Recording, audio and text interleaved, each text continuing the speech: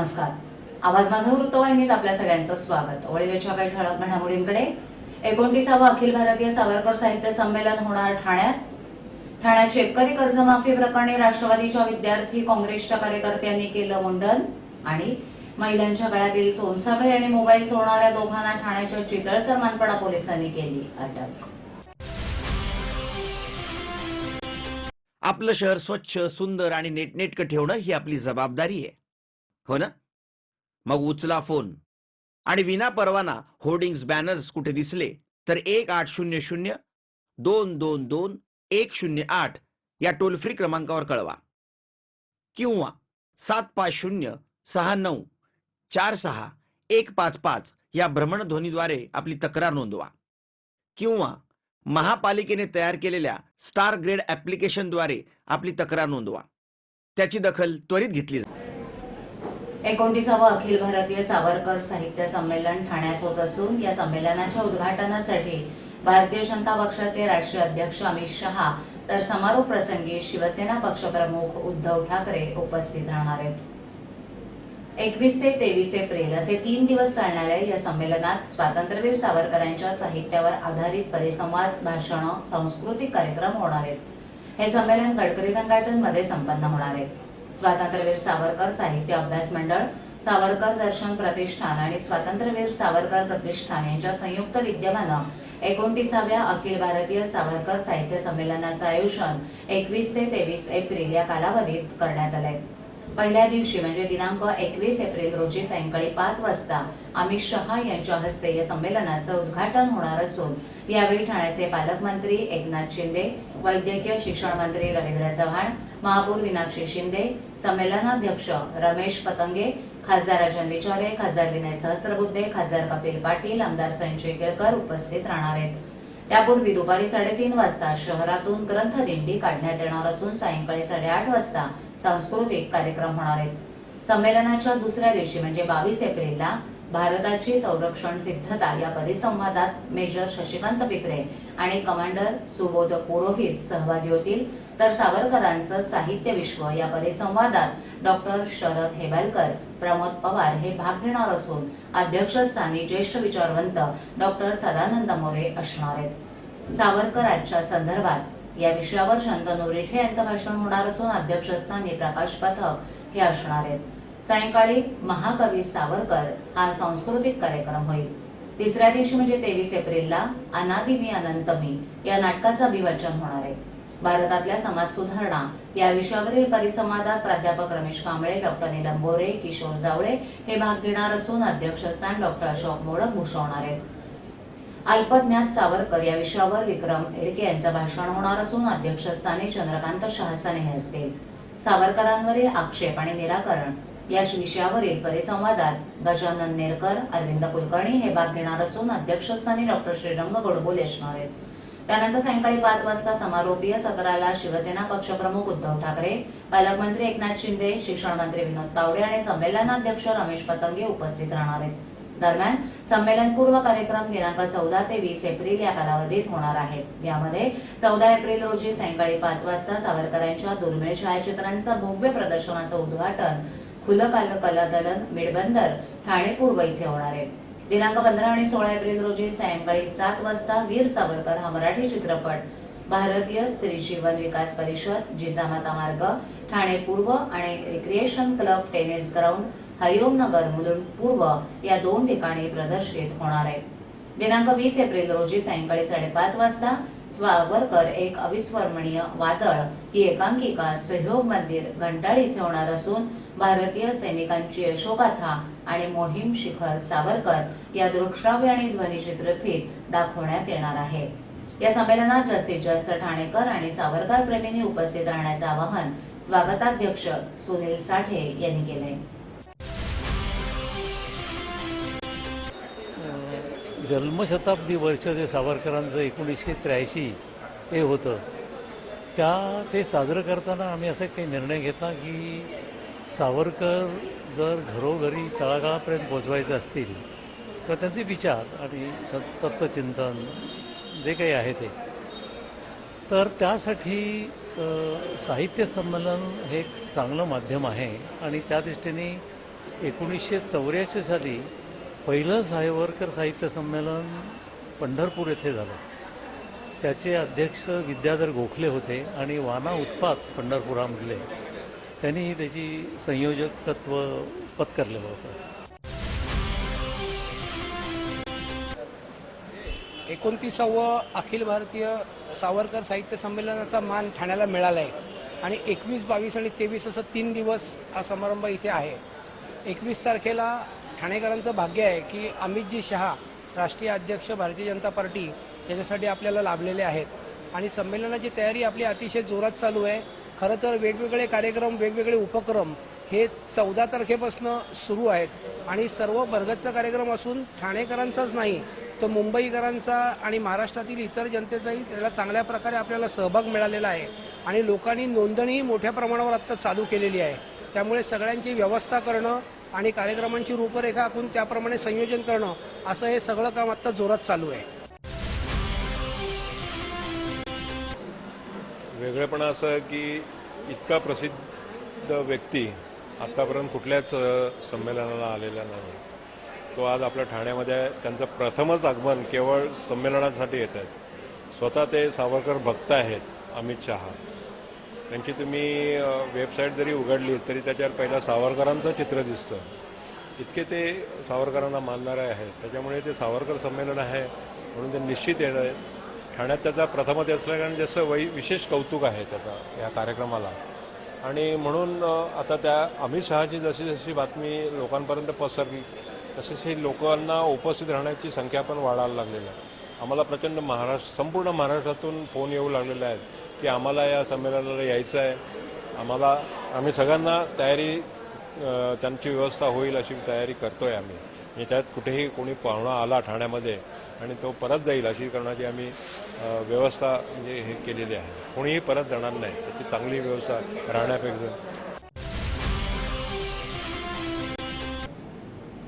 राज्यातील कर्जबाजारी शेतकरी आत्महत्या करत असतानाही हे सरकार त्यांची कर्जमाफी करत नाही. उलट उत्तर प्रदेशातील भाजपाचं सरकार तेथील शेतकऱ्यांना कर्जमाफी देतो. हा राज्यातील तमाम शेतकऱ्यांचा अवमान आहे अशी टीका करत आमदार जितेंद्र आव्हाड, विरोधी पक्षनेते मिलिंद पाटील आणि शहराध्यक्ष आनंद परांजपे यांच्या मार्गदर्शनाखाली ठाणे राष्ट्रवादी विद्यार्थी काँग्रेसच्या 10 कार्यकर्त्यांनी महाराष्ट्र सरकारच्या विरोधात मुंडन करून निषेध आंदोलन केलंय. महाराष्ट्राची राजधानी मुंबईमधून केंद्राला सगळ्यात जास्त कर मिळतो. मात्र असं असतानाही इथल्या कर्जबाजारी शेतकऱ्याला मात्र कर्जफेड करता येत नाही म्हणून आत्महत्या करावी लागते. शेतकऱ्यांची कर्जमाफी करू असं आश्वासन देऊन राज्यात निवडून आल्यावर हे सरकार कर्जबाजारी झालेल्या शेतकऱ्यांची कर्जमाफी करू असं आश्वासन देऊन राज्यात सेना भाजपाचं सरकार निवडून आलं आहे. मात्र निवडून आल्यावर हे सरकार कर्जबाजारी झालेल्या शेतकऱ्यांना वाऱ्यावर सोडत आहे असा आरोप करत राष्ट्रवादी विद्यार्थी काँग्रेसनं जिल्हाधिकारी कार्यालयाबाहेर डोक्याचे केस काढून सरकारच्या विरोधात मुंडन आंदोलन केलं. भर उन्हामध्ये विद्यार्थ्यांनी हे आंदोलन करून सरकारनं शेतकऱ्यांची कर्जमाफी द्यावी अशी मागणी केली. तसंच छत्रपती शिवाजी महाराज यांच्या पुण्यतिथी दिनी रायगडावर तमाम शिवप्रेमींचा ढोल वाजवायला विरोध असतानाही राज्याचे शिक्षण मंत्री विनोद तावडे यांच्या आदेशानं रायगडावर ढोल वाजवण्यात आले. ही शिवप्रेमींनी क्लेश देणारी बाब आहे असा आरोप करत विद्यार्थ्यांनी तावडे यांच्या विरोधात घोषणा देऊन त्यांचा निषेध केला. या आंदोलनात राष्ट्रवादी विद्यार्थी काँग्रेसचे ठाणे अध्यक्ष अभिजित पवार यांच्यासह पदाधिकारी आणि विद्यार्थी मोठ्या संख्येनं सामील होते. शहरी कार्यकर्त्यांसमोर हे ग्रामीण भागात असल्यामुळेच त्यांच्यातील संताप या मुंडन आंदोलनातून दिसून आलाय. मात्र या सरकारला त्या समजत नाहीत. सरकारची शेतकऱ्यांप्रती किती संवेदना आहे हेच त्या निमित्तानं उघडकीस येत आहे. हे सरकार शेतकऱ्यांच्या आत्महत्यांच्या बाबतीत गंभीर नाही अशी टीका आमदार जितेंद्र आव्हाड यांनी केली. उत्तर प्रदेशामध्ये शेतकऱ्यांना कर्जमाफी दिली जात आहे. मद्रास न्यायालयानंही कर्जमाफीचे आदेश दिलेत. मात्र महाराष्ट्रात हे शक्य होत नाही.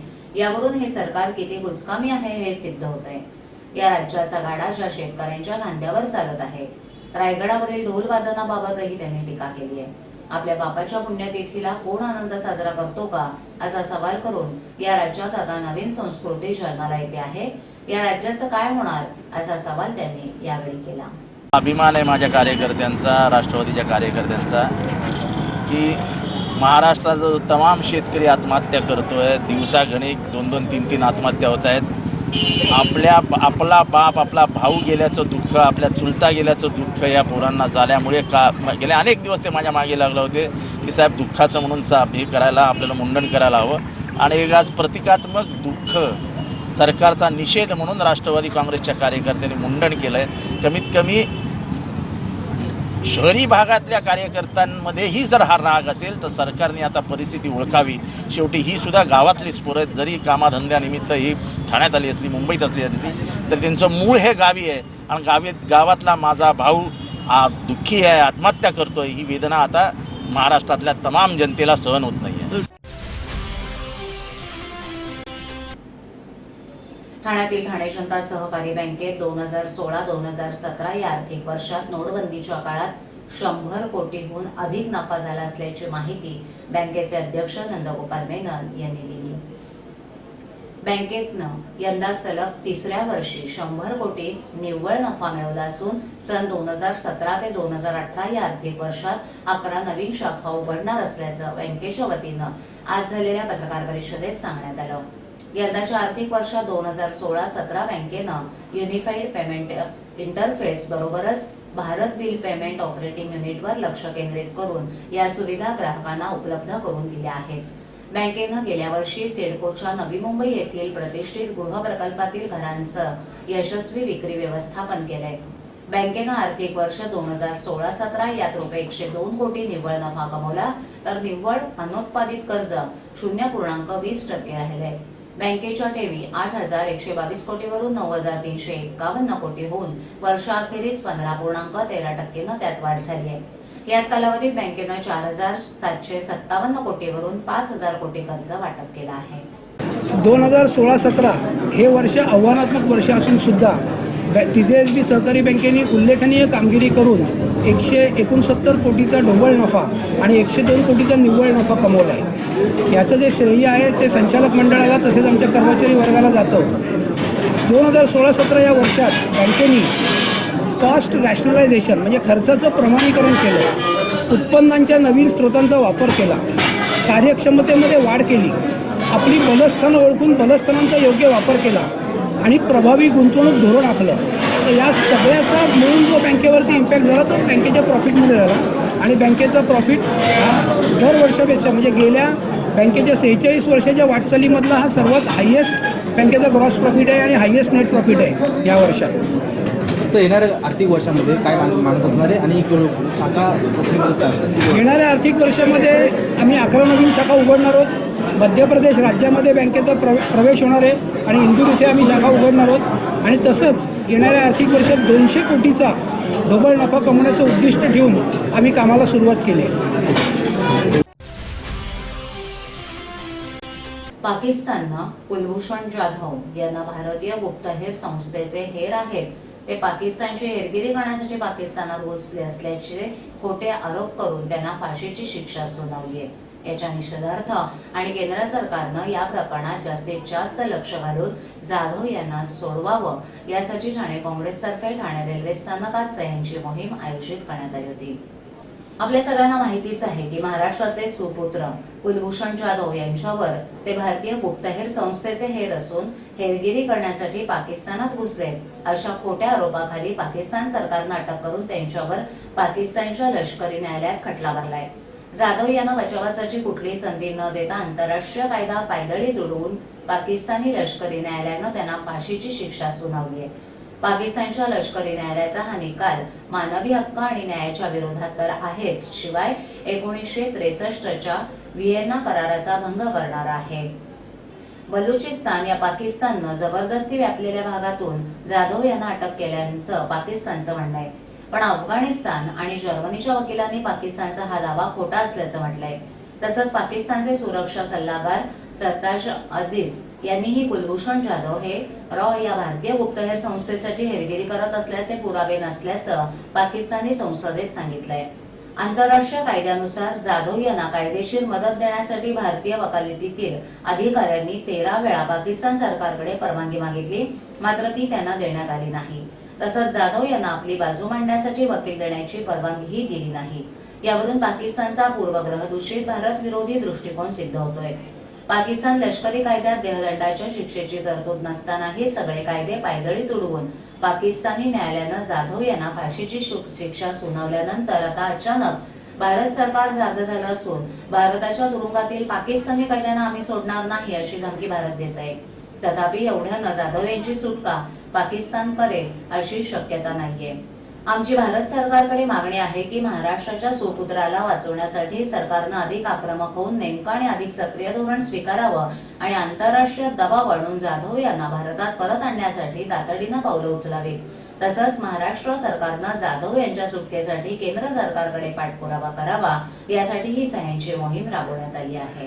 महाराष्ट्राचे सुपुत्र कुलभूषण जाधव यांच्यावर पाकिस्तानने आरोप लावला की ते हेरगिरी करत आहेत आणि त्यांना फाशीची शिक्षा सुनावली आहे. त्याच्या विरोधामध्ये संपूर्ण भारतामध्ये काँग्रेसच्या माध्यमातून एक सह्याची मोहीम घेऊन त्या भागातील कलेक्टरला आम्ही त्या ठिकाणी देत आहोत आणि सरकारला विनंती करत आहोत कुठल्या प्रकारचं राजकारण न करता त्या ठिकाणी महाराष्ट्राच्या सुपुत्राला निर्दोष त्या ठिकाणी सोडून भारतात पुन्हा आणण्यासाठी आम्ही संपूर्ण भारताचे काँग्रेसचे कार्यकर्ते एकत्रितपणे ही मोहीम राबवत आहोत. बस रोक दो. कितने हुए भाई साहब? सर 55 रुपये. 55 रुपये? हाँ ये लीजिए. सर छुट्टे नहीं हैं. छुट्टी तो मेरे पास भी नहीं है. तो एक काम कीजिए सर, यूपीआई के किसी भी एप्लीकेशन से आप पे कर दीजिए. मेरा वर्चुअल आईडी पीछे लिखा हुआ है. अच्छा ओके ओके.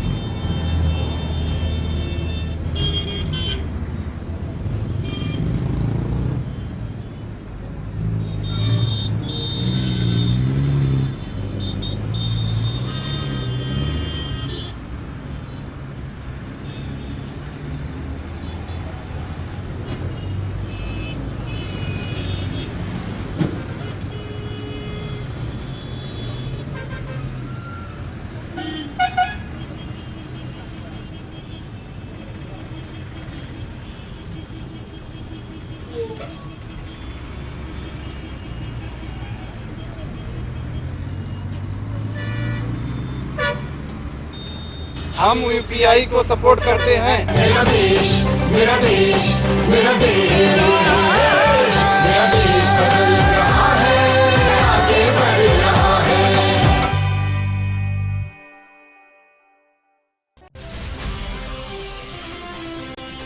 नो टेन्शन असा उल्लेख असलेल्या मोटरसायकलवरून धूम स्टाईलनं रस्त्यावरून जाणाऱ्या महिलांच्या गळ्यातील सोनसाखळी आणि मोबाईल चोरणाऱ्या दोघांना ठाण्याच्या चितळसर मानपडा पोलिसांनी अटक केली आहे. त्यांच्याकडून 5.25 लाखांचा ऐवज हस्तगत करण्यात आलाय. त्यांना न्यायालयानं 13 एप्रिलपर्यंत पोलीस कोठडी सुनावली आहे.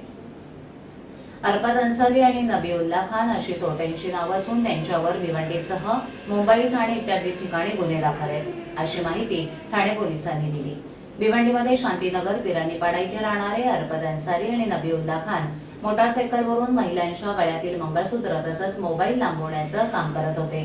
हे चोरलेले दागिने ते घरीच ठेवत, तर चोरीचे मोबाईल भिवंडीमधील कापड कारखान्यातील कामगारांना विकत होते अशी माहिती समोर आली आहे. त्यांच्याकडून 20 स्मार्टफोन आणि दागिने हस्तगत करण्यात आले. त्याची किंमत 5.25 लाख रुपये आहे.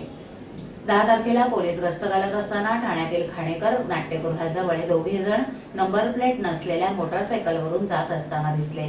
पोलिसांनी त्यांना थांबवलं. त्यांची विचारपूस केल्यानंतर त्यांनी तिथून धूम ठोकली, पण ते त्यात अपयशी ठरले. पोलिसांनी शिताफीनं त्यांना अटक केली. त्यांच्याकडील मोबाईल फोन चोरीचे असल्याचं चौकशीतून समोर आलं. ते आरोपी सराईत गुन्हेगार असल्याची माहितीही समोर आली आहे. पोलिसांनी त्यांच्याकडून मुद्देमाल हस्तगत केलाय. त्या दोघांनाही न्यायालयानं 13 एप्रिलपर्यंत पोलीस कोठडी सुनावली आहे. ज्या व्यक्तींचे मोबाईल चोरीला गेले असतील त्यांनी मोबाईल खरेदीची पावती आणि IMEI क्रमांक घेऊन पोलीस ठाण्यात यावं असं आवाहन पोलिसांनी केलं आहे.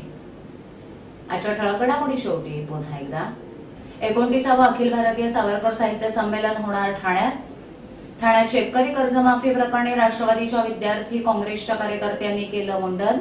आणि महिलांच्या गळ्यातील सोनसाखळी आणि मोबाईल चोरणाऱ्या दोघांना ठाण्याच्या चितळसर मानपडा पोलिसांनी केली अटक.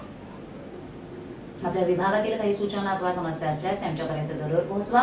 आम्ही तुमचा आवाज नागरिकांपर्यंत नक्की पोहोचवू. आम्हाला संपर्क करण्यासाठी आमचा पत्ता आवाज माझा 103 साईलेक आदर्शनगर समोर कोलवाड रोड ठाणे पश्चिम. आमचा दूरध्वनी क्रमांक 9773503326. आमचा ईमेल आयडी awazmaza.tvnews@gmail.com. आवाज माझावरील एखादी बातमी वाईट राहून गेली असल्यास युट्यूबवरती तुम्ही पाहू शकता. तर मग उद्या पुन्हा भेटू याच वेळी याच ठिकाणी काही नवीन घडामोडींसह आवाज माझा वृत्तवाहिनीत. तोपर्यंत नमस्कार.